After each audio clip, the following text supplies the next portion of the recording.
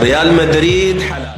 Hər birinizi salamlayırıq dostlar. Biləcək ki, işləriniz qaydasındadır. Yüngülvari fasilədən sonra Halal Madrid yenidən efirdədir Peña Blancas YouTube kanalında. Bu 2 həftə ərzində həqiqətən bir çox maraqlı mövzu baş verdi ki, biz də bu mövzuları burada müzakirə edəcəyik. Əlbəttə ki, bunu tək etməyəcəm. Bizim ənənəvi kolleqalarımızdan birlikdə edəcəyik. Viniciusun içkilik məsələsində Viniciusun tərəfini tutan bizim Telegram kanalımızın admini, idarə heyətimizin üzvü Lətif. Hər vaxtınız xeyir olsun. Viniciusun içkilik məsələsində Benfica'nın tərəfini tutan və bizim köhnə madridistamız fanklubumuzun üzvü Fərman. Hamını salamlayıram. Və mən Abdul hesab edirəm ki, Jose Mourinho çox səhv hərəkət elədi. Nəysə. Uşaqlar, belə bir başlanğıcda bizim ilk öncə nəzərə alsaq ki, dünənki oyun xaric, son 9 turda 8 qələbəmiz var. Lətif müəllimin 10 gün düşürdüyü bayrağı biz məncə yüngülvari qaldıra bilərik. Hal-hazırda aktual məqam budur. Qoy belə ürəkdən belə dağılansın burada. Heç nə. Gəlin aktual məqamların ilk ən vacibini müzakirə edək. Benfica Real maçı. Məşhur serialın ikinci bölümü. Birinci bölümündə çox da uğurlu bitmədi bizim üçün. 4-2 hesabı ilə məğlub olduq və Benfica Sporting bacı qardaşları bizi 8-likdən məhrum etdilər. Məcbur düşdük alt play-offa və alt play-offda elə maraqlı ki, qismət elə gətirib çıxartdıq ki, Benfica ilə də qarşılaşdıq. Futbol tərəfi var bu məqamın və qeyri-futbol tərəfi var. Mən belə başa düşürəm ki, qeyri-futbolundan başlasaq düzgün olar, yoxsa futboldan? Fərqi yoxdur, Lətif müəllim qoy başlasın. Lətif müəllim, hansından başlamaq istəyirsiniz? Sonra futboldan başlayaq, çünki qeyri-futbol tərəfi biraz daha çox müzakirə olunacaq yəqin ki. Futbol tərəfi açığı Benfica'dan gözlədiyimdən daha yaxşı mübarizə gördüm.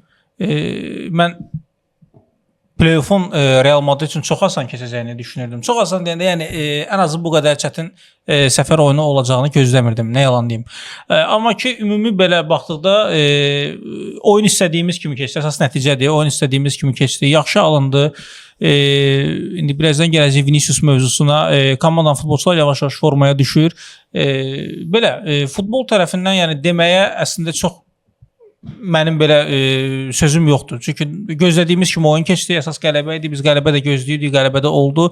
Böyük ehtimalla Santiago Bernabéu'dakı oyunda istədiyimiz nəticəni alacağıq. Bundan sonraki mərhələ Hoş Benfica desən zəifimizdir də qarşıda. Zəifimizdir deməzdim, amma ki, yəni yenə yaxşı mübarizə apardı. Benfica pis oynamadı. 1-0 hesabı da mənə görə Benfica üçün. Yəni Benfica ortanın üstü klub deyil, çünki Benfica orta səviyyədə oynayan komandadır və bu il əslində gözlədiyi çıxışı da eləməyən bir Benfica var. Azarkeşlərinin gözlədiyi çıxışı etməyən Benfica var. Keçən daha təhlükəlidir, əlbəttə ki. Amma yenə Real Madrid də o səviyyədə olmadığını nəzərə alsaq, tək sadəcə olaraq mənim belə deyim, Real Madridlə bağlı, klubumuzla bağlı qeyd etmək istədiyim müsbət məqamlardan biri odur ki, komandanın müdafiə cəhətdən hardasa az da olsa inkişafda olduğunu demək olar. Düzdür, yenə səhvlər müdafiədə çox olur.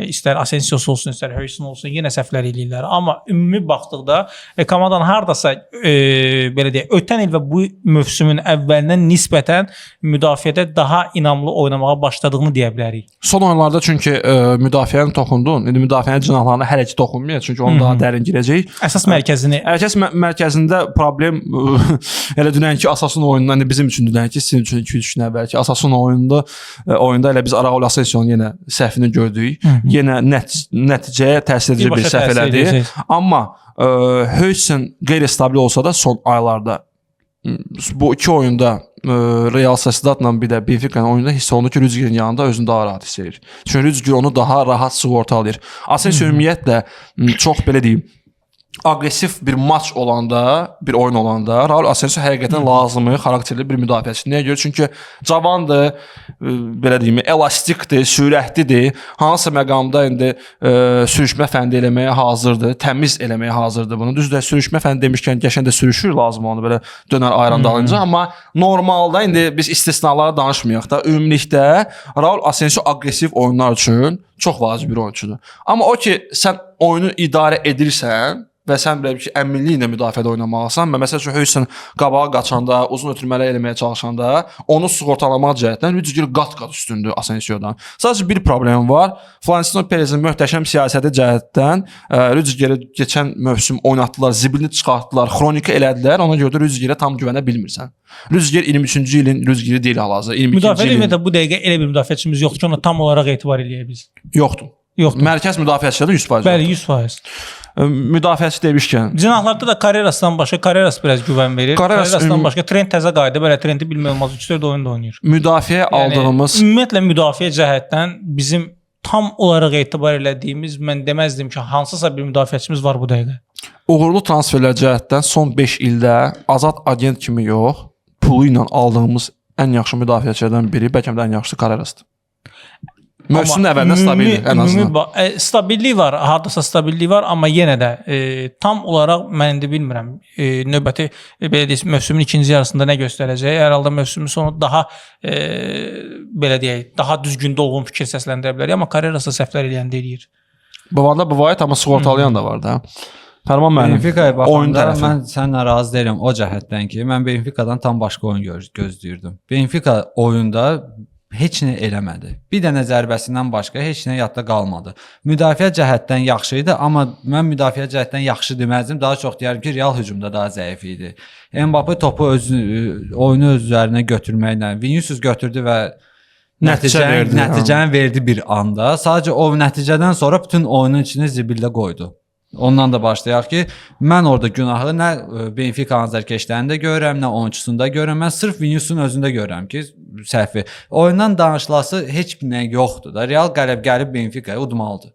Onu da utdu getdi. Madəm ki sən ürəyində özmürsən Vinicius'un içli məsələsini danışmaq istəyirsən, qısa mən oyun haqqında fikirlərimi bildirim. Onsuz da biz narazıyıq. Zaten biz hər gün, hər həftə narazıyıq. Çünki optimal Real Madrid deyil. Sadəcə mən təklif edirəm ki, madəm ki bu çərçivə cəhətdən indi hansısa çərçivədə biz hansı neçəsə həftə yaxşı oynayırsa, onu biraz heç olmasa müsbət tərəfindən danışaq. Zaten yəni normal bir hadisə deyil, amma madəm ki indi bir iki oyun uğurlu oynayırıq, biraz uşaqları tərifləyək də. Halbuki tərifləyəsi oğlanlar deyil. Nəysə.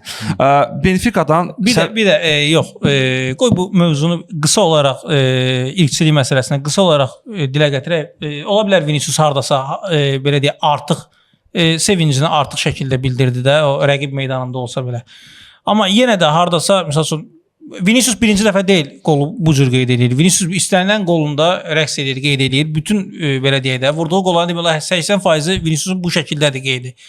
Sadəcə olaraq Benfica azarkeşləri belə deyək, həddindən artıq mən heç Benfica azarkeşlərini də görmürəm. Yəqin ki futbolçu qızıqlandırdı. Ondan sonra azarkeşlər də belə deyək də mənə görə yersiz şəkildə etiraza başladılar. Mbappe'yə belə etiraz elədilər. Mbappe'yə niyə etiraz elədilər? Mən yəqin Vinicius'un tərəfini saxladığına görə etiraz eləməyə başladılar. Sən təəccüblənmə ki, mən oyun haqqında danışmaq istəyirdim. Bu yenə Vinicius çəkdi. O yəni Vinicius 5 dəqiqə müdafiə eləməsə də. Sadəcə bax, istənilən halda mənə görə ilkçilik düzgün deyil. İstənilən futbolçuya qarşı. Biz də ilkçi oxşuyuruq biz. Yaxşı Fərman biraz oxşuyur. Amma mən Alveşə qarşı da oldu. Dani Alveşə bizim belə deyək də əsas bizi özünə rəqib görən komanda Barselonadır da belə deyək. Barselona futbolçulara qarşı da olub vaxtıyla, futbolçularına qarşı da olub vaxtıyla. Mən o vaxtı da belə deyək də biz podkastı çəkməsək belə o vaxtlar, amma mən o vaxtda bunu pisləyirdim. İstənilən komandanın futbolçulara qarşı olan ilkçilik mənə görə düzgün deyil. İstənilən oyun haqqında danışmaq istəmirəm. İstəmirəm. Danışaq gəl ilkçiliyi danışaq. Yaxşı, nəysə qısa prosta onu deyim ki, sən dediyin məsələdə Benfica'nın hücum etməsində sən gözlədiyin performans, məsələn, belə deyim də, sən demək istəyirsən ki, Galatasaray performansı gözləyirik ki, öz meydanında əlindən nə gəlsə eləməyə çalışacaq, amma alınmadı. Çünki ilk 15-20 dəqiqə pressingləri öldü. İlk 15-20 dəqiqə pressingləri öldü. 40-cı dəqiqədən 45-ci dəqiqəyə qədər 6 dəfə zərbə endirdi. Trubin də orada qəhrəmancasına özünü göstərdi. Ümumiyyətlə Benfica'nın muzeyində Trubinə balaca bir heykəl qoysalar, yüngül varicədə belə. Daha yaxşı hazırlaşmışdı bu oyunla. Daha yaxşı hazırlaşmışdı. Artıq tam pressingdən cummadı, motivasiyalı rəqibə qarşı. Oturdu, özü yadda da keçən podkastdan biri demişdi ki, Real özü Benfica'ya qarşı əks hücumda oynasaydı, Benfica heç nə edə bilməzdi. Və heç nə də etmədilər normalda. Mən hətta deyərdim ki, biz daha aqressiv olsaydıq, biz 3-4 dənə top rahat vurardıq Benfica'ya. Bu sadəcə indi o an yaşanmasaydı o Vinicius'un məsələsində, o an yaşanmasaydı, futbolçular da oyundan düşdü həmin andan sonra. O an yaşanmasaydı, futbolçu başı bağlandı orada 50 dəqiqədə.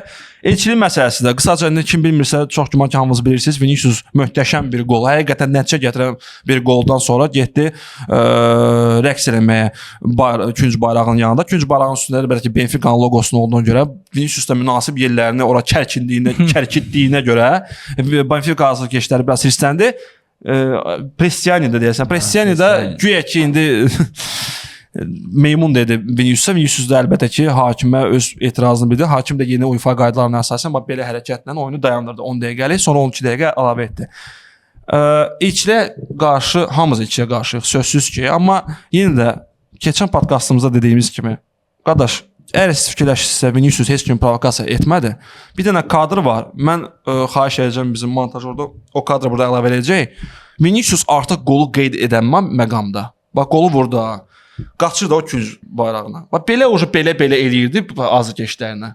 Və artıq o hərəkətindən mən o videonu bu gün gördüm. O günlərdə görməmişdim o videonu. Gördüm ki, o zaten aqressiv idi. Elə ki, bu qolu özünə görə, komandasına görə yox, Benfica-nın azarkeşlərini susturmaq cəhətdən vurmuşdu.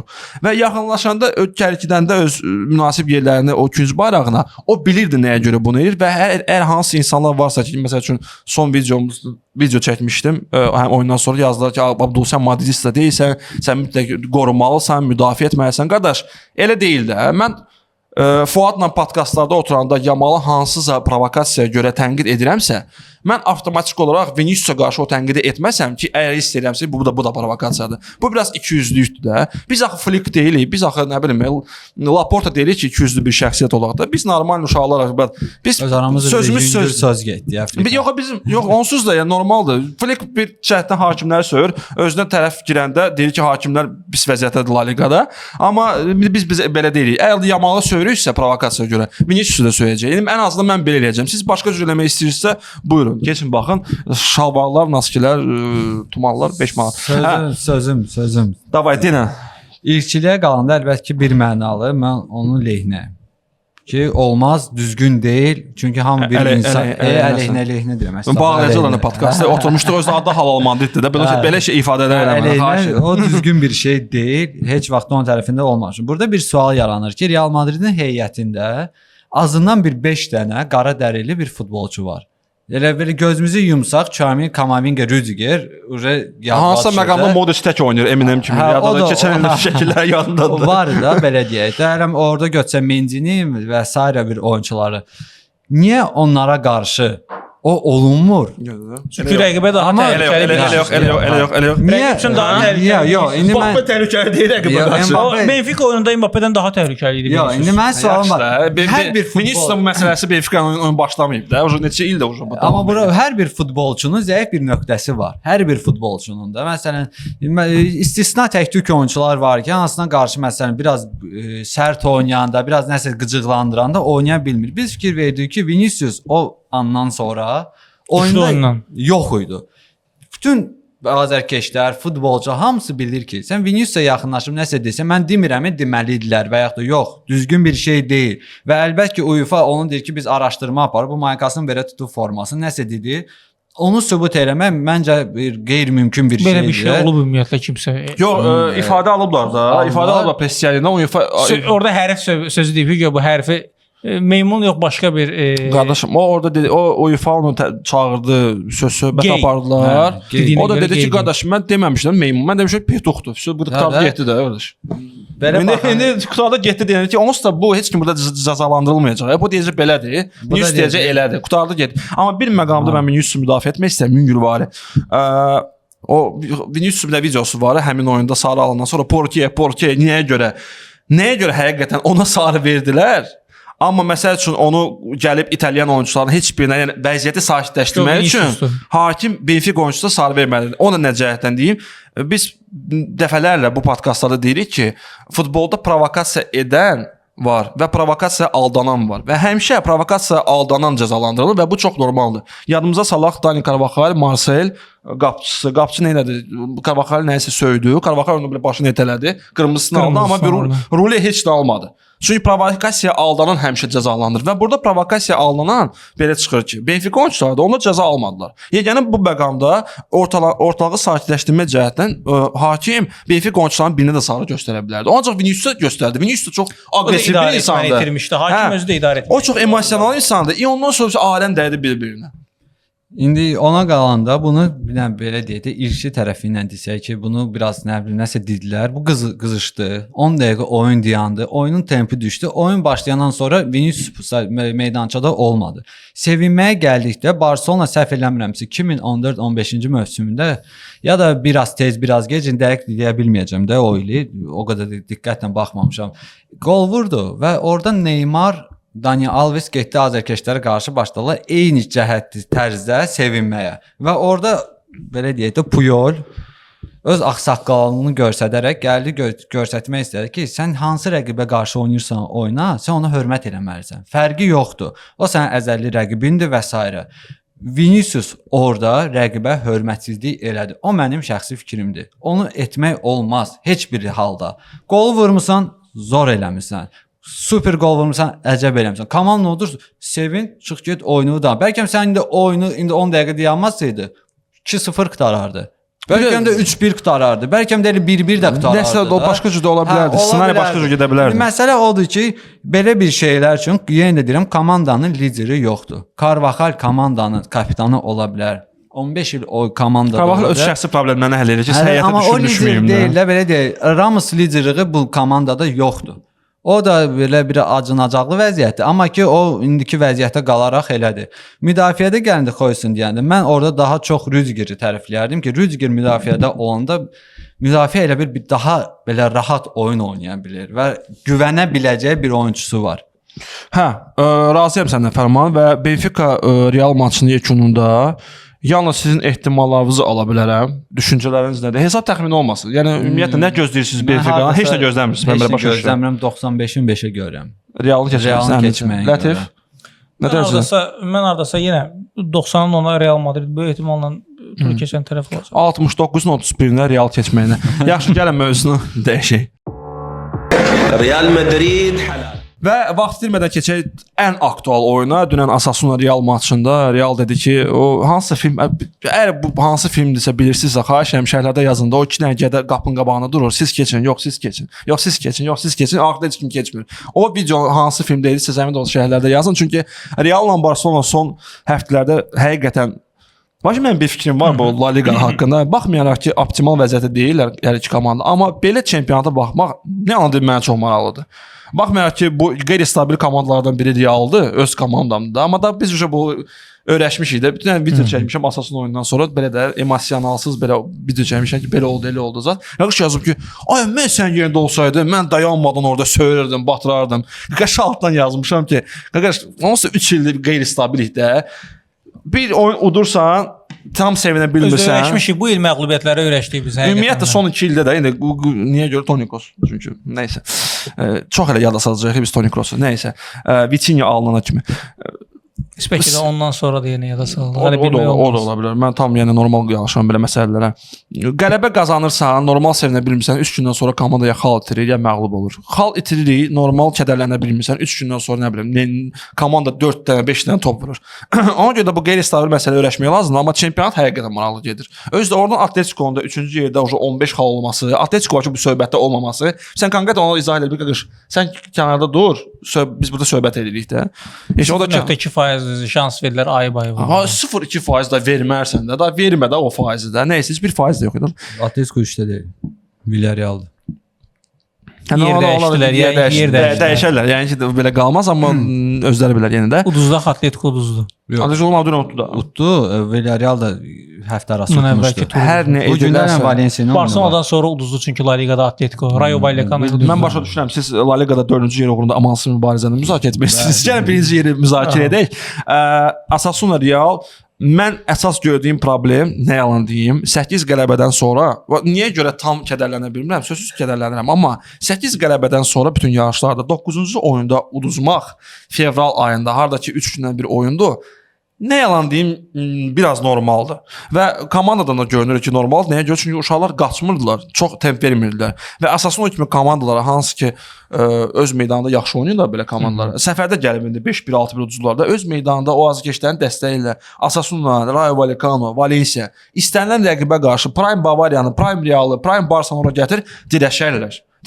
Öz meydanını dirəşirlər və Plus Arbeloa Trentə istirahət verdi, Rüdigerə istirahət verdi və bu prizma cəhətdən mən sizdən danışmaq istəyirəm. Bax Trent son oyunlarda, indi son oyunlarda deyəndə ki, elə son oyunlarda oynayır. Son 2-3 oyunda oynayır və nə də olsa, biraz da olsa biz onun hücumda qatqısını görürük.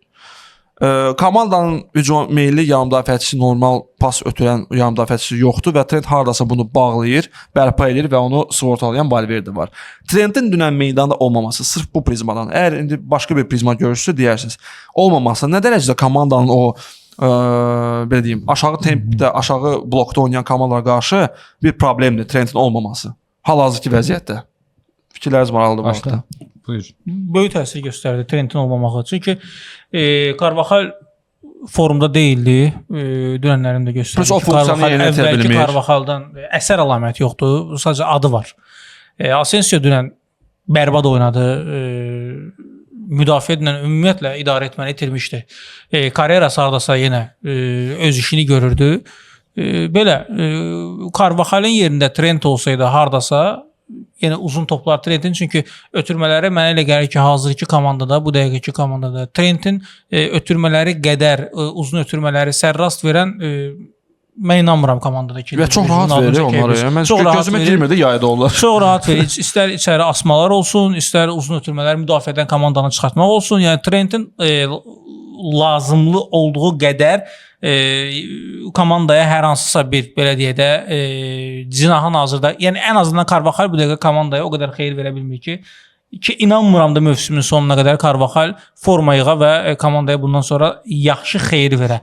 Ona görə də Trenti bacardığı qədər Arbeloa gələk oynatsın. Asasunu oyundan niyə oynatmadı? Mənə elə gəlir böyük ehtimalla. Yəni ki, istirahət verməyə çalışdı Trentə, amma niyə istirahət verdi? 2 dəfə start heyətə buraxmışdı Trenti. Mənə elə gəlir oynatmaq olardı. 60 dəqiqə ən azı oynatmaq olardı. Bu Carvajal da başda pişirir 100% Arbeloa'nın ki, mənə də burax.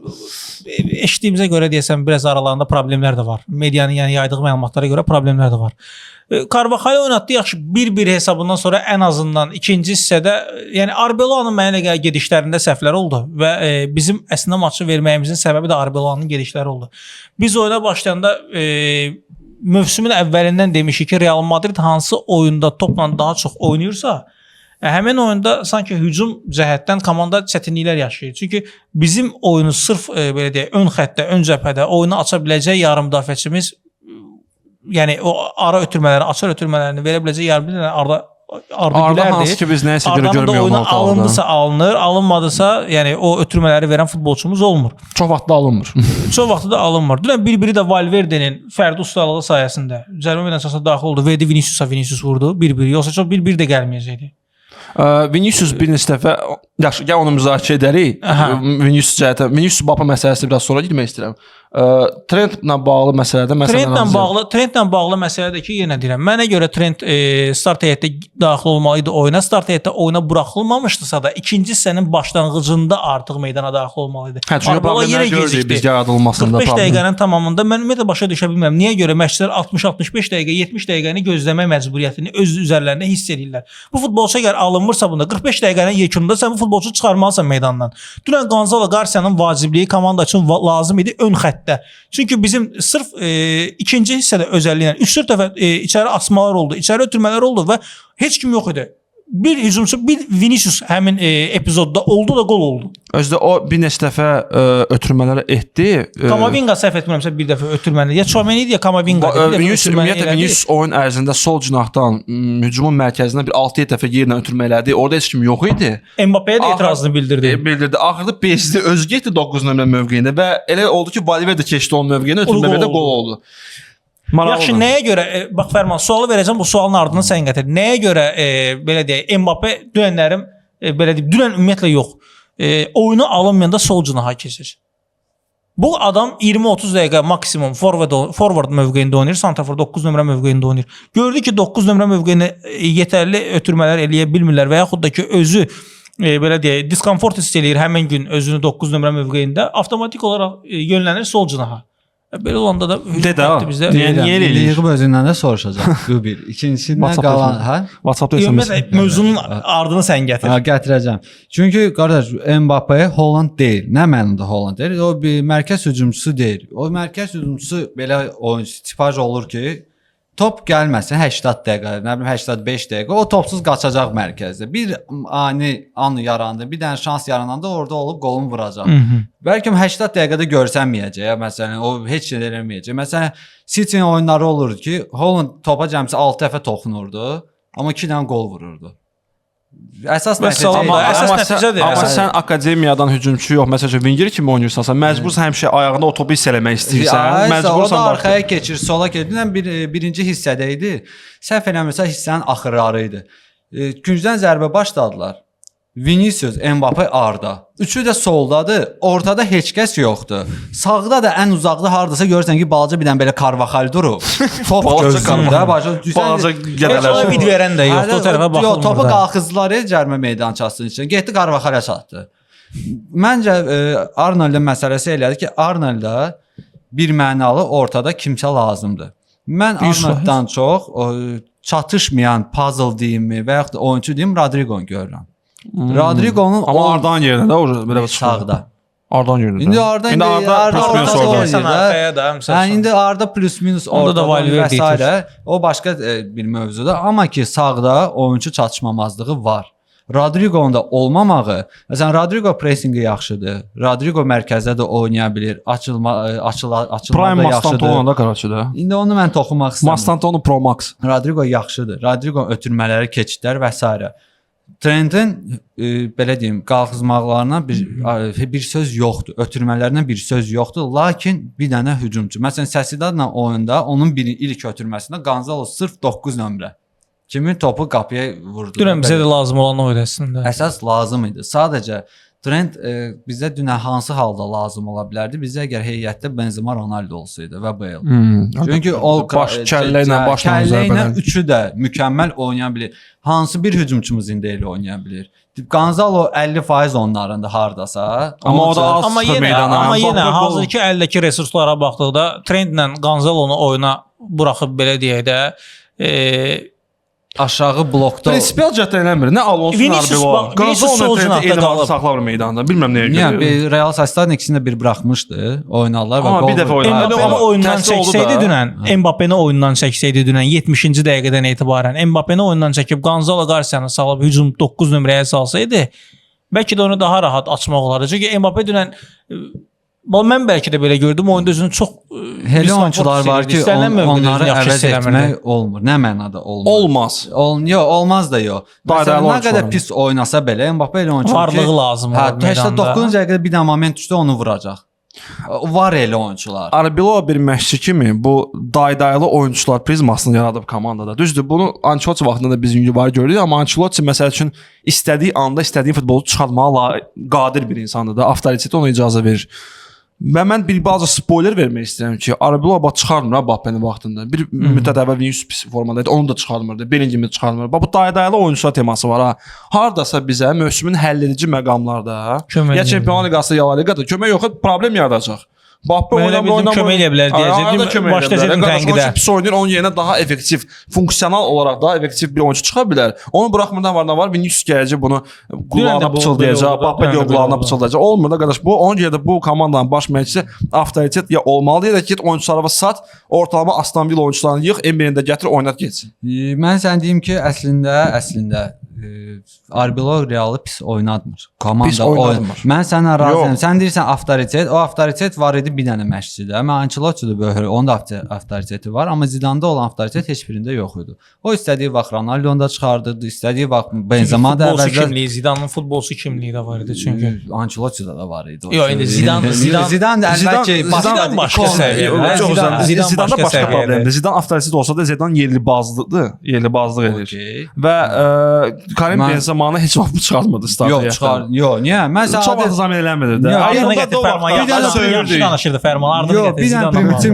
moment deyəcəm ki, sən PSG ilə cavab oyununda Lucas Vazquez Asensio-la çıxdı, amma Benzema əvəz etmədə qalmışdı.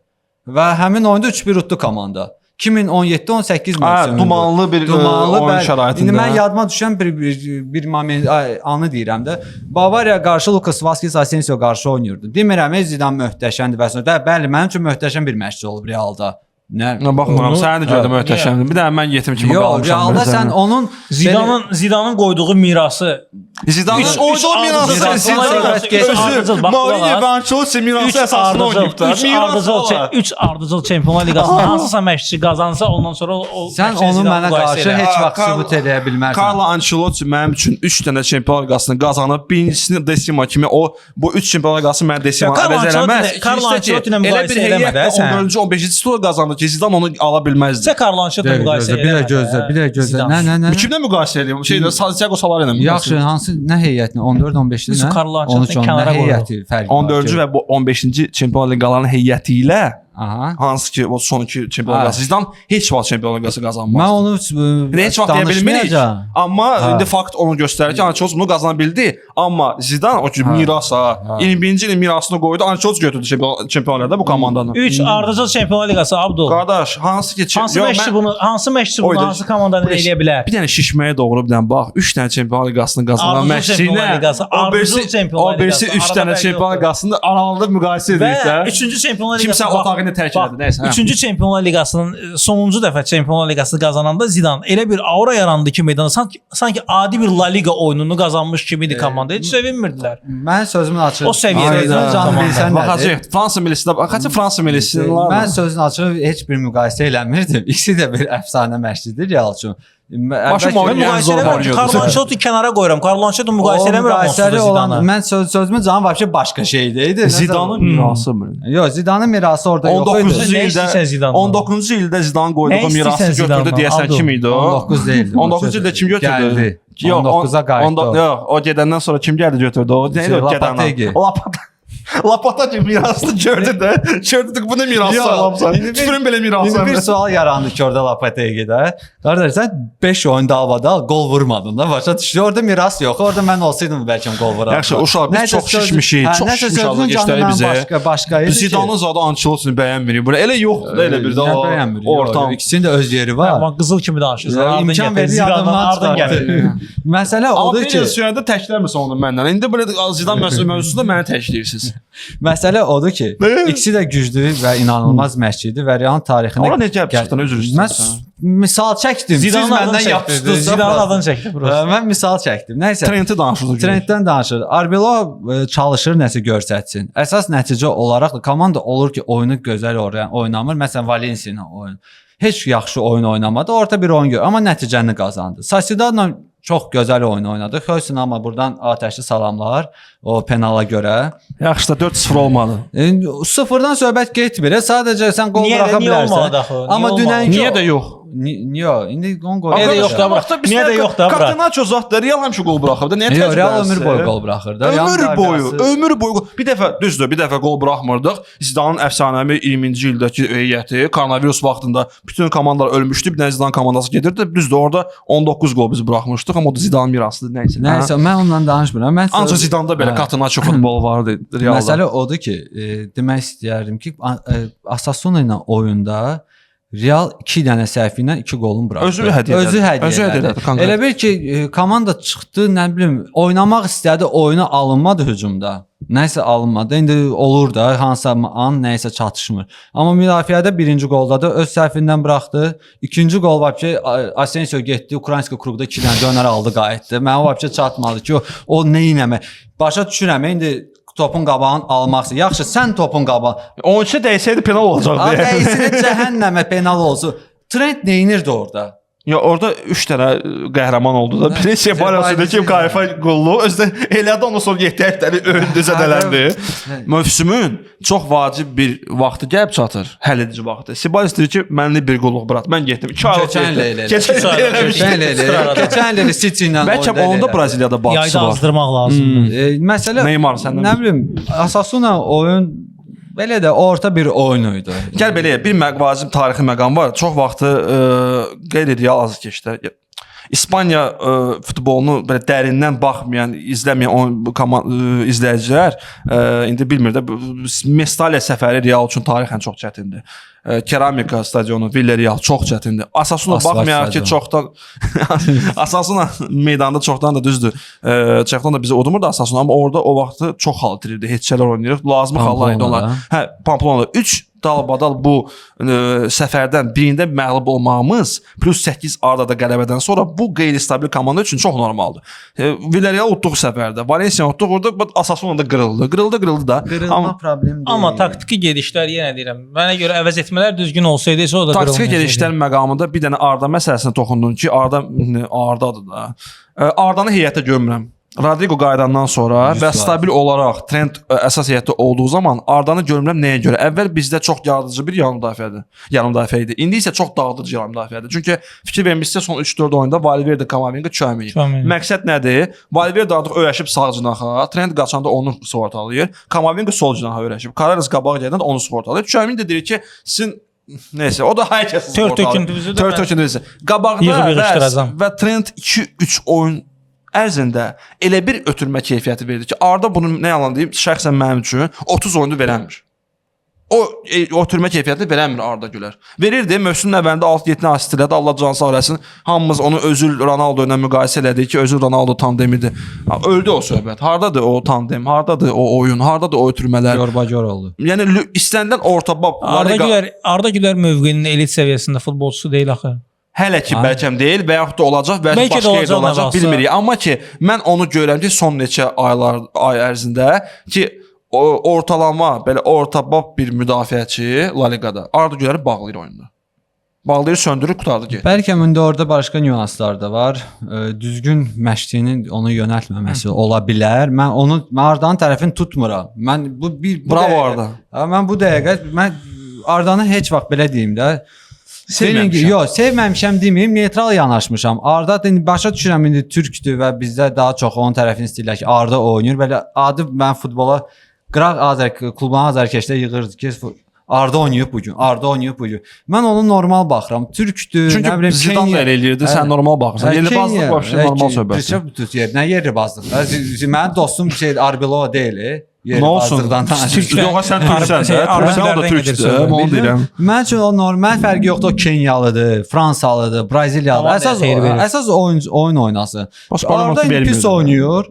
Sən onu nəsə cəzalandıra bilərsən. Əgər oyunçu özü güvənirsə ki, mən pis oynasam da yaxşı birinci heyətdəyim, o oyunçu düzəlməyəcək. Sən onu bir cəzalandırılıb ikinci heyətdə 1-2 oyun saxlayırsan, biraz ağlın başına vurursan, belə qoyursan ki, qardaş, ağıllı ol. Sən nə gəldin elə bir ki, buraxılışın ortasındakı müzakirə etdiyimiz məqama Arda haqqında dedin onu. Amma o hamıya aiddir. Tək Ardaya aiddir. Amma olmur da, olmayacaq çox. Jot əvəzlənmir, Mbappé əvəzlənmir, Vinicius əvəzlənmir. İndi o oyunçular tam fərqlidir. O Arda onların səviyyəsi deyil axı. Ya onu da danışaq da. Arda onların səviyyəsi deyil. Nə Vinicius'un, nə Mbappé. Oyun cəhətdən ola bilər səviyyədir. Amma ki, qiymət, məsələn, komandaya verdiyi vaxtı ikən fayda və s. ona çatmır. Vinicius mən nə qədər söysəm belə, mən razıyam, mən Vinicius xoşlamıram. Amma o 2 dəfə Çempionlar Liqasında utduğu illər çox qəşəng oynayır. Mbappé dünya çempiyonudur, qardaş. Bellingham sənə 24 mövsümdə, 23-24 mövsümdə komandanı daşıyanlardan biri idi. Əlbəttə ki, sən deyə bilərsən, köhnə zasluqalara görə sən onların sayılmır. Mən razıyam. Amma ki, Arbeloa uşaq deyil, o başa düşür ki, onlarla o araların pisləsə, o gələn mövsümə qalmaya da bilər. Bilet, Arda Güler nə vaxt avtorist oldu axı bu komandadakı. Fran Garcia haqqında dediyi sözlər yadından çıxıb Arbeloa'nın bir həftə bundan əvvəl. Hə, dedi ki, unudulmaz bir. Arxa fonda bir qardaşımız ürəyi partlayırdı. Nə məsələdir? Yox, dışarıdan görmüsən deyir ki, Arda. O heç o küləhliyir də. Mən də burada istəyirəm ki, soğuq deyirəm. Xəstələnəcəm. Arda Güler onu keçən buraxış demişdi. O Benfica ilə o 4-2 uduzdu. Mən fəxr edirəm ki, mənim komandamda Fran Garcia kimi bir futbolçu var. Bunu demək istəyirəm mən. Bu adam qorxdum bilmirəm sən deyirsən onu. Arda Güler, mən fəxr edirəm ki, mənim komandamda Fran Garcia kimi bir futbolçu var. Mən çox şadam. Elə danışdı ki, mən elə bildim Cristiano Ronaldo tezdən qayıdıb Real Madrid Prime Ronaldo. Yəni onun haqqında belə bu sözlər işləmir. Fran Garcia oyuna bilsən ya buraxırlar. Demişdi də, xalaşqalar bitdi oturanda. Məsələn, gəlir oyundan əvvəlki 13-cü sıra B sektorunda 2 dənə qəşəng xala görmüşəm. Mən bıraq biraz qaçırdım. Yəni sən Arbeloa'dan gözləyirsən ki, Mbappé'ni, Vinicius'u, ehtiyat atacaq. O sözü Fran Garcia haqqında deyən adamdır bu. Nəysə də mən Klub hara gedir? Hara doğru irəliləyir? Çempionlar Liqasının Yox, çempionluğuna. Zarafat. Mən sənə Arbelo miras yığacaq qardaşım. Mən sənə bir də zarafat deyirsiniz. Razıyam, Real indi yaxşı vəziyyətdə deyil. Fran Garcia zor oyunçudur. Mən həmişə demişəm, sən onun tərəfini tuturdun. Yadında idisə əvvəl. Mən dedim ki, Mencidən yaxşı. Mən bunu demişəm. Mencidən yaxşı da deyildi, o vəziyyətdir.